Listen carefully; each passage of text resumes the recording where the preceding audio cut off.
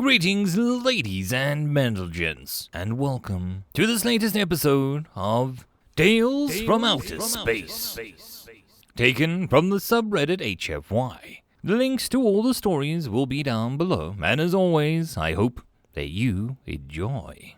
And if you do, please consider subscribing. Story number 1, The Impossible, Part 6, written by 3 ducks in a man-suit. Planet Scalia 1, City number 1, Sanctum number 1. In a darkened, moistened chamber located beneath 3 kilometers of solid rock and multiple layers of shielding and technological defenses, the monolithic body of the Grand Queen stirred in a sanctum. Prince Scalia swarmed all over her, attending her and hoping to be noticed. But her vast mind was elsewhere, a command requiring such a tiny fraction of her consciousness as to be hardly a thought at all, and several Praetorians moved in, picking up the princess and hauling them out like bags of straw, despite each having the weight of a car. Half of the armada had escaped, including all 3 of the brood mothers leading the assault. They would take at least a week to reach the nearest outpost, Doris's designated territory of Scalia 7. She turned over the possibilities and strategies considering what she had learned. This was not the first time the brood fleet had been defeated in its initial encounter, not even the 100th, but the true strength of the Scalia lay not in its sheer numbers or coordinated loyalty to the brood mothers, but their capacity to adapt. No race, not her own, nor any she had encountered, was as easily willing to sacrifice its own population like that in an attempt to spare an attacking enemy. It was pure insanity. Nothing could reach the space age with such a poor sense of self-preservation. There were 2 possibilities. Either the humans were really insane, or they had a way of sacrificing mind-boggling amounts of ships without losing any lives. If the first was true, she had little to worry about. The humans would be defeated in no time, but the Grand Queen had not conquered the entire galaxy over 100 times by hoping for the best. She had to assume that they had some unknown technology allowing them to make such sacrificial plays easily. Mobile-controlled ships, perhaps. They could not be the first species to automate objects, but the first to do it so well. She began the drafts for a new ship, covered in weapons, ports, and defending engines that wouldn't be so vulnerable. Yes. More forward thrusters, a blockade runner that could slip past the automated ships and attack the control center. Yes. What if the ship spun, making it more difficult for the enemy targets to specifically hard points? Good. Yes. She integrated the concepts into the design. Her planetary alert brushed the edge of her mind, and her consciousness snapped home to view a threat. An unknown ship had just warped into local space. It was about twice as far out as the limits of Scalia 1's huge ring system. That would be a human ship using the warp engine from the cannibalized Zaiadus. She hadn't expected it so soon. The warp engine she had anticipated them adapting since receiving the report the broodmother Naya. Managing to leap in a single, impressive jump was already anticipated. The energy of the sun sphere would make such things possible. The surprise was the navigational data. There was no way humans could interface with Zaiadus. It was too far, too specialized. How had they uncovered the coordinates to the Scalia homeworld? It didn't matter. The ship had clearly arrived from far out to avoid instant reprisal. But in that case, it had underestimated her. She moved one of her hidden arms in the ring system, and a stream of anti-protons were ejected into a jet out into space. In a fraction of a second, the human ship was obliterated. It hadn't even had time to run a scan on her planet.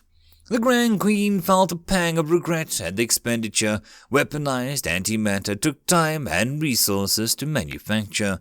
It was a task so delicate she oversaw it personally.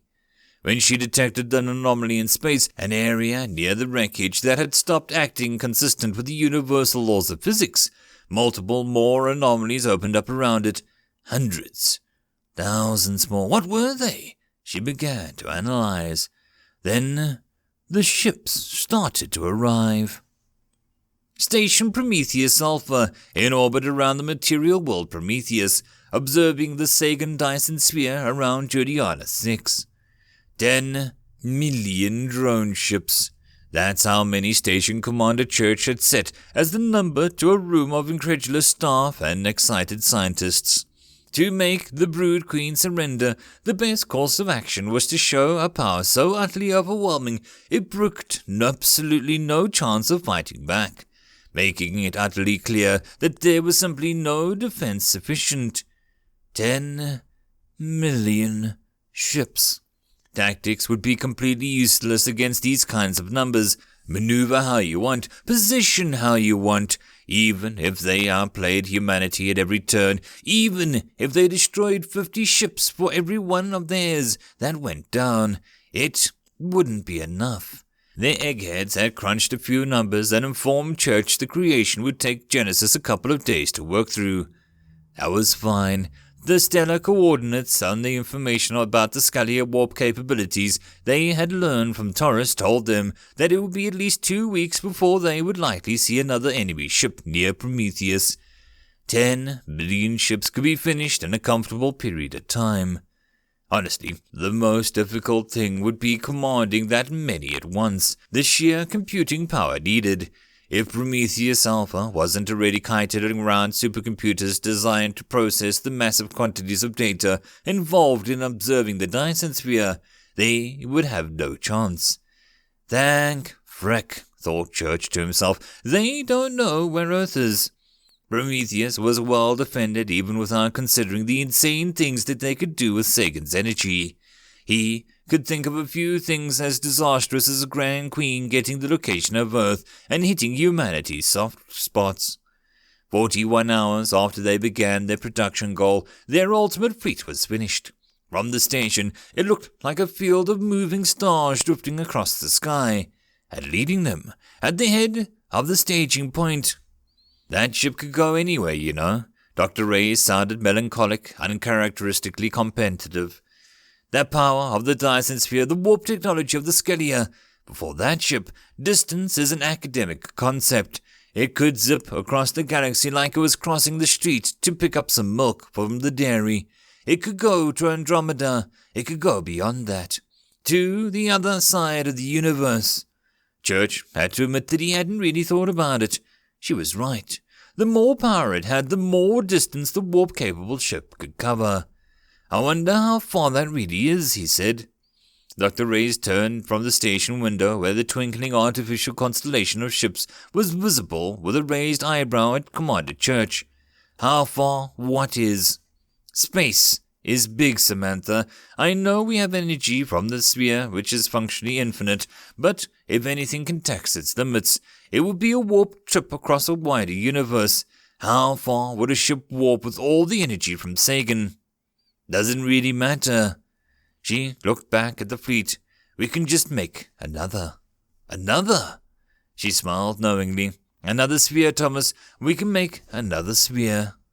They looked up at the ship that they had built around the Zaitis warp drive and the wormhole beacon connected to the stellar staging point. Then powered it up with a massive energy from the Sagan sphere. The 2 days had given them enough time to be careful experimentation with the warp jumping. They were confident that they could take it directly to Scalia 1. The only question was whether Taurus had been honest with the Grand Queen's location. Still, I think I should be on there, sir. Lieutenant Matthews had a bit of an old-fashioned streak and believed that, well, it was all fine and dandy having a drone fleet, there should still be a human presence in the head. We've been over this, Emmett. Too risky. Taurus told us that she doesn't really know what kind of defenses the Grand Queen has around the planet. Matthews bit his lip, unconvinced, but he didn't argue. The countdown began. The control room fussing over the detail, all that, confirming that the wormhole aboard the Pathfinder had a stable link to the staging ground beyond it, and the readings were all green across the board. Then the warp engine activated, and the Pathfinder was gone. They lost contact immediately. Holy frick! One of the techs analyzing the readings had a very unprofessional comment. Sir, I think the Pathfinder was just destroyed. What? I thought the warp was stable. Not by the jump, sir. Something else. I'm reading debris coming from the wormhole on our side. It looks like it jumped in successfully and then was almost instantly destroyed. Almost everyone in the room looked at Emmett, who had gone rather pale. Planet Scullia 1, City Number 1, Sanctum Number 1. The Grand Queen wasn't accustomed to feeling fear. It was an alien sensation, something that hadn't touched her in countless eons.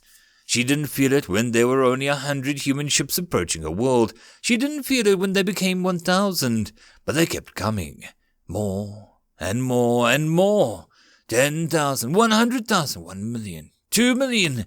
Her body, protected by her sanctum, shivered, though she stayed in calm control. She could not stop the pure instinctive response to such a monolithic threat. She knew the sensation felt by 3 brood mothers that she had sent to take the sun sphere. The feeling of suddenly finding yourself up against a force so titanic there seemed no hope of victory. Could she even deal with this many ships with her defenses? Maybe. She didn't like the uncertainty in that thought. She could see all of her daughters before her, feel them through the psychic network watching the unfolding events. If she fell, would humanity come for them? Probably not. They showed mercy to the attacking armada. But it wouldn't matter. Even in hibernation, her thoughts were there, perhaps not consciously, but as an underlying stream as all her daughters relied on, sometimes without even realizing it, a great psychic linchpin. Her death would have a cascading effect. It would be devastating. Many of her brood would die with her. If the Grand Queen could sigh, she would have at that moment. It was a time for kind of drastic measures that she had hoped not to employ since the great extermination that had led her to become the leader of the entire race. The last ancient matriarch. This was a threat simply too great. Millions of lesser activities ceased and the Grand Queen focused her unparalleled mind. Station Prometheus Alpha, in orbit around the material world Prometheus, observing the Sagan Dyson sphere around Juliana 6. The ships were still pouring through. Church had almost cried with relief when they had not started spontaneously exploding like the Pathfinder had done. If the Grand Queen had such a power that she could destroy at total discretion anything within hundreds of thousands of kilometers of a planet, Jesus, he didn't even want to think about it. All right, that ought to have her properly sweating under the collar. A light chuckle rippled through the room. Open communications on the ultraviolet channel, and let's begin discussing the terms of surrender. Without ceremony, without any warning whatsoever, an alien force clamped down vice-like on Church's mind. The force of it swept him into a wrecking ball like an earthquake. He couldn't move, could barely breathe. Though straining his eyes, he saw the entire station staff within his field of vision go completely rigid, hands freezing at the consoles, straining neck muscles and tensing limbs. So you are the humans who have given me so much trouble. I should offer you congratulations. None have forced me to take matters so far as my own hands since before your civilization existed. The sound was thunderous, overwhelming. It was like hearing her own stream of consciousness in another voice, out of his control. Pressure assaulted his body. He felt as if he was simultaneously drowning and being crushed alive.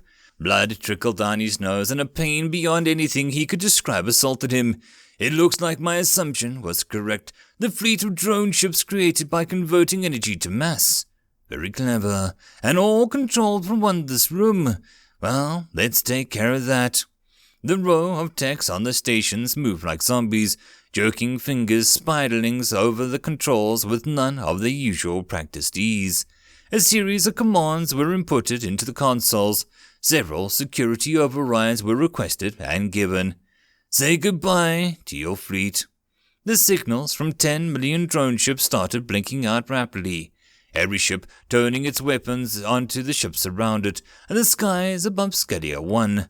The light show of destruction was so impressive that it could be seen from the planet's surface erupting in space. Now, while that takes care of itself, let me see what makes this impressive species tick, as you would say. Without knowing how or why, Church felt his memories being invaded. Suddenly he was a child, looking up at his father as he boarded the Air Force jet. Then he was a teenager, weeping uncontrollably by his mother's hospital bedside, saying his final goodbye. He was training with the SAS, then he was being promoted, his officers praising his calm leadership. Then he was seeing the news of the Cardin expedition finally bearing fruit. A wormhole tech had been proven.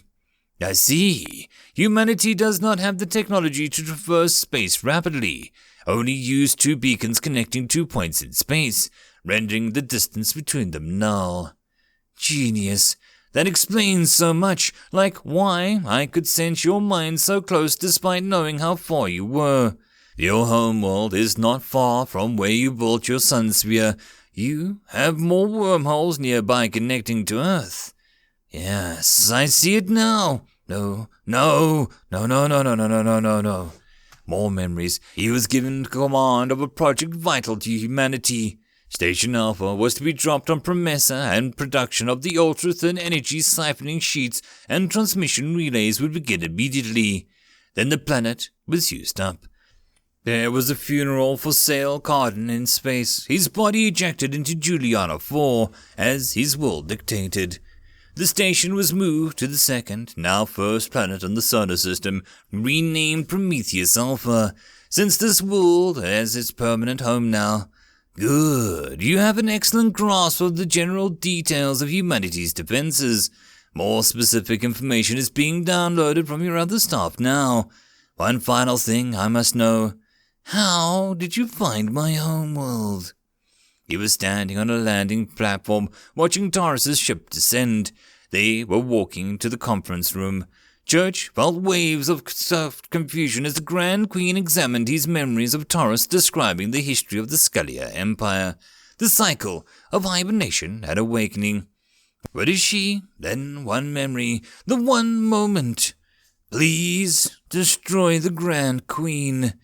Suddenly the pressure on Churches was alleviated, not gone completely, but he no longer felt that he was on the verge of psychic death. He fell to his knees, gasping for air. He felt as if he had been resuscitated from the brink. About half the control room had passed out. Church tried to summon the strength to stand and check on the nearest person, but his legs didn't seem to listen to him. He flopped onto the control room floor like a fish, feeling Dr. Ray's arm fall limply over his torso as she went down next to him. He couldn't tell if she was even alive. He could still feel the titanic pressure of the Grand Queen. He knew that she hadn't released the crew deliberately. It had been a moment of pure shock, so insignificant that it had shattered her concentration.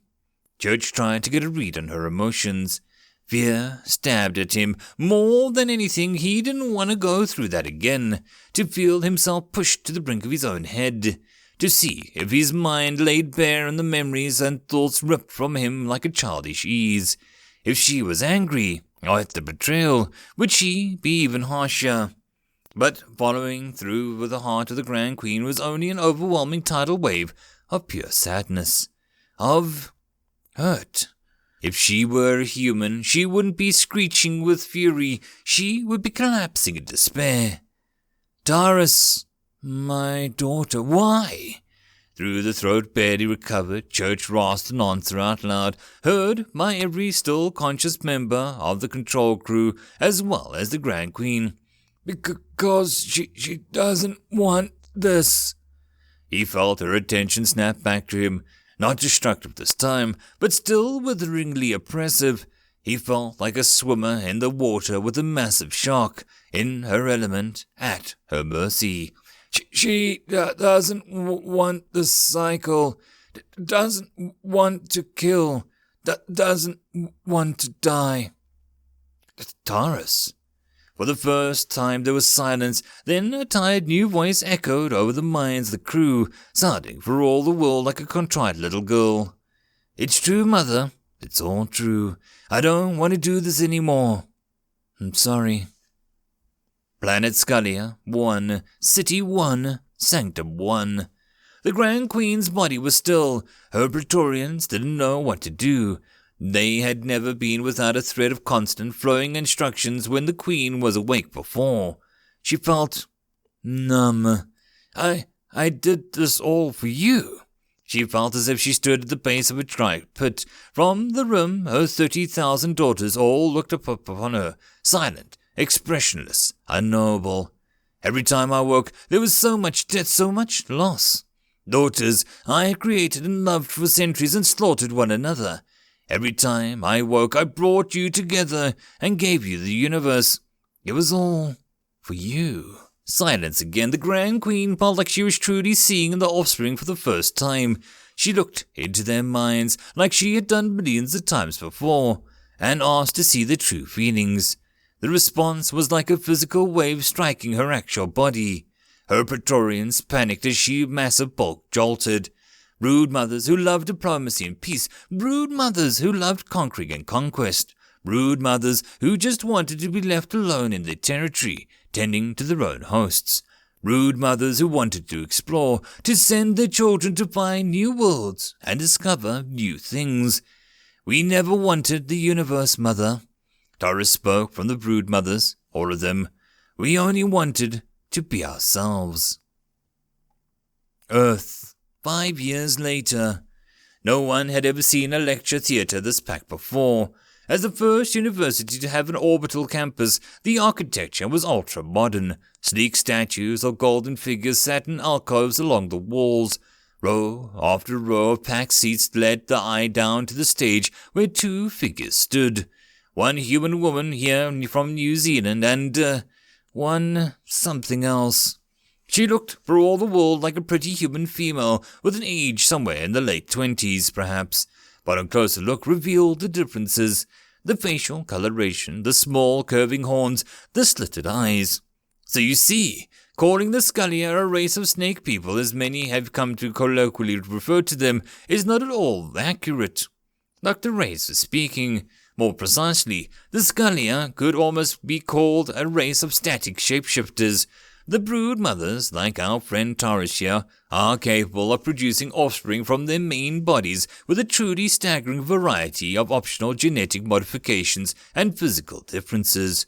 Taurus, if you'd be so kind.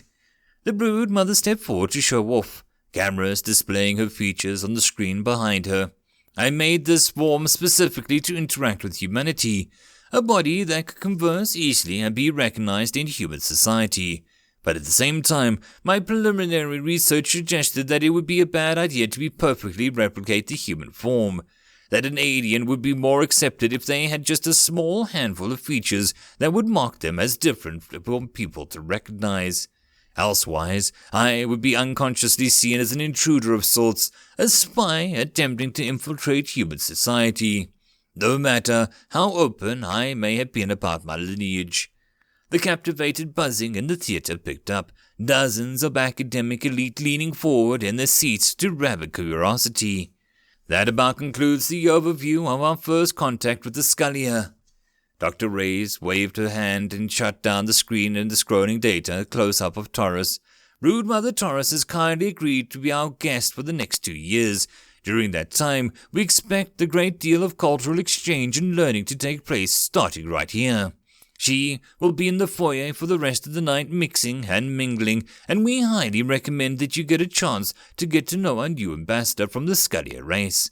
Tomorrow's lecture will be concerning the Scalia theory of the great bioseed. Thank you. The buzzing erupted into questions as an alien and human walked side by side off the stage, letting the men and women who had been invited to the premiere lecture scramble to be the first to meet the ambassador Taurus and to ask a million questions that they had. Dr. Reyes could only marvel at the limitless energy she had. Taurus had dealt with everyone with a patience that was only border of the saint-like. But it was her job, her calling, the thing that she wanted to do more than anything else. There hadn't been any threat of war for half a decade, and Matthew's expedition had just reported leaving the Virgo supercluster and was receiving data in real time from all over 100 million light-years away from Earth. The Curie Dyson sphere was 80% complete, with plans for a fourth one already in the works. The new age began with peace. End of story. I hope that you enjoyed, and if you did, please consider subscribing. If you wish to support the author, there is a link to the original story, so pop over there and give him your support. If you wish to support this channel, however, there are a few ways to do so. The best and easiest would be to share this video with other people, as well as liking, subscribing, and leaving a comment. All of these things tell the algorithm that this channel is at least vaguely interesting, and that may share it with other people. If you wish to support the channel in some other manner, watching my other videos would also help tremendously. Or, if you really like, there is a link down below to leave a tip or to join the Patreon. Any and all support is very much appreciated. And I hope that you all have a good one until the next time, and I'll see you then. Cheers.